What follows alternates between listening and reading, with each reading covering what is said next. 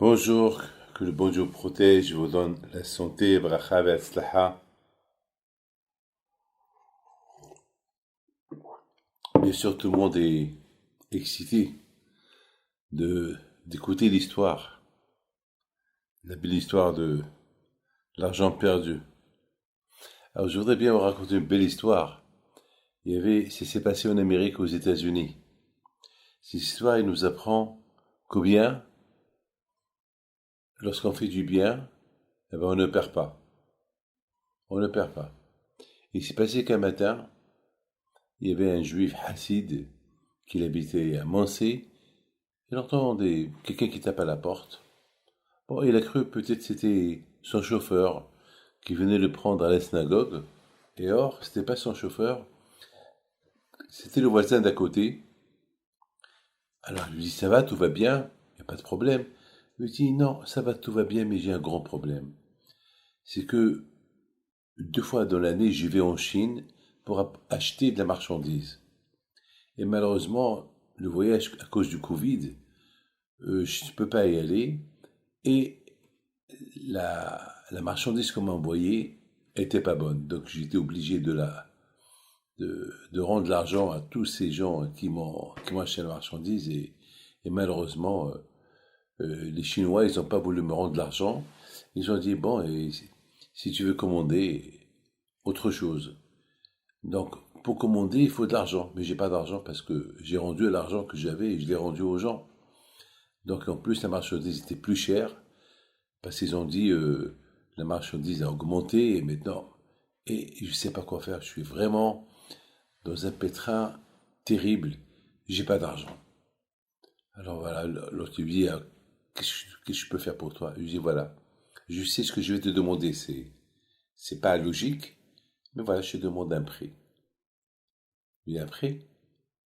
Vous savez, on n'est pas trop à entendre le mot prix, mais c'est une mitzvah c'est une mitzvah lorsque quelqu'un te demande de lui prêter l'argent, c'est une mitzvah de lui prêter. Vous savez que c'est mieux de prêter de l'argent à quelqu'un que de lui donner la tzedaka. Parce que lorsque tu lui donnes la tzedaka, il a honte. Mais lorsque tu lui prêtes, bon, il va te rendre. Il te doit de l'argent, il va te le rendre. Donc, ce monsieur lui dit, combien tu veux? Il dit, je veux 100 000 dollars. 100 000 dollars? Mais tu sais c'est quoi 100 000 dollars? 100 000 dollars? Mais qui a 100 000 dollars? Surtout le corona à tout prix. Et il nous a ruinés. Ça fait un- des mois qu'on travaille pas. Comment je vais te prêter 100 000 dollars? Je lui dis, je peux pas les demander ça à tout le monde. Je préfère vous demander à vous, vous êtes mon voisin, vous me connaissez, je vous connais. Et, et si tu me les rends pas, je te donne ma parole d'honneur, je te les rends. Ma maison, elle est en garantie. Je te fais un papier que ma maison, elle est en garantie. Ah bon? Mais je crois que moi, si tu me rends pas l'argent, je vais te vendre ta maison. Elle dit, écoutez, voilà, si vous voulez, je vous embête pas. Si vous voulez, il réfléchit, mais attends, mais ces 100 000 dollars là, c'est pour marier ma fille. Ma fille se marie dans 6 mois. Il réfléchit, réfléchit, réfléchit. Et l'autre, il écoute. Il dit, bon, attends-moi. Il va à la cave. Il trouve la cave propre. Ça fait une semaine que la cave était dans tous ses états. Il s'est dit, mais c'est rien qu'après ça, on nettoie la cave. La cave, mais c'est quoi ça? Donc bon, il dit, bon, ça va, c'est propre. Il va au coin où il y a là-bas beaucoup des boîtes. Il cherche une boîte à chaussures. Il la trouve pas. Il trouve toute nickel, pas de poussière, rien du tout. Il trouve pas la boîte où il avait là-bas l'argent.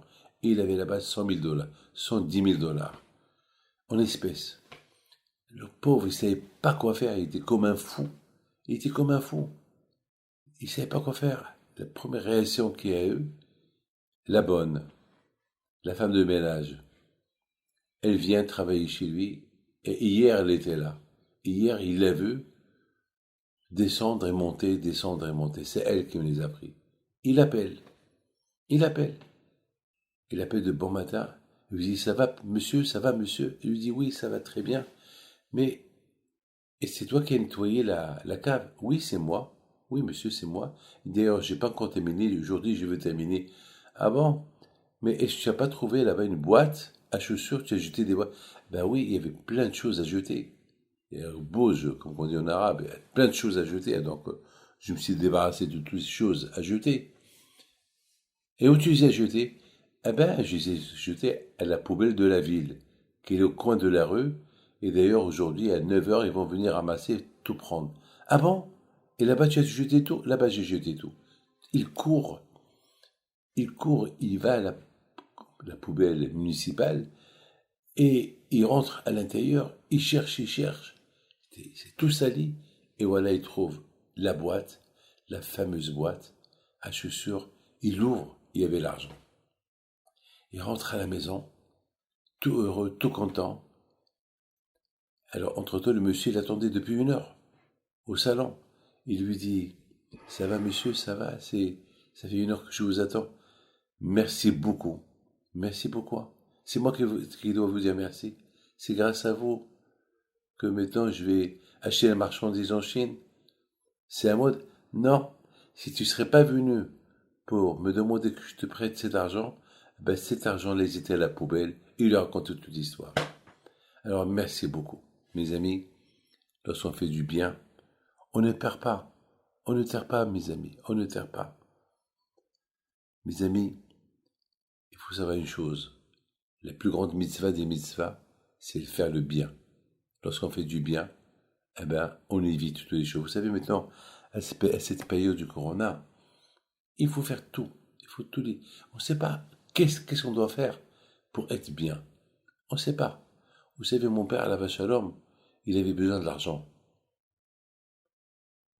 Et il dit à ma mère, Mazal, tu vas aller acheter une loterie. Et il faut que la loterie se termine par le chiffre 26. Pour que je puisse acheter, pour que je puisse imprimer les livres de Abraham Pindo. Et ma mère, elle est partie avec une grande émona.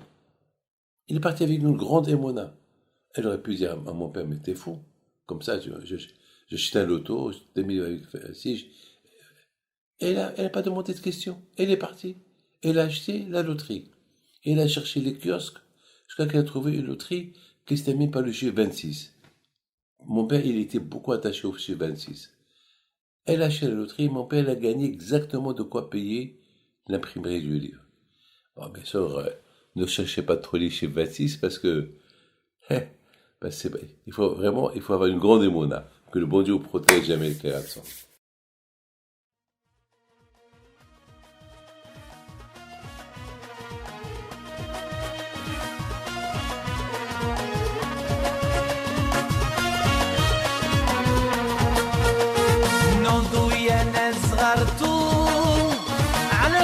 حيم بنتو وقف لنا زي خوتو يا وز خوتو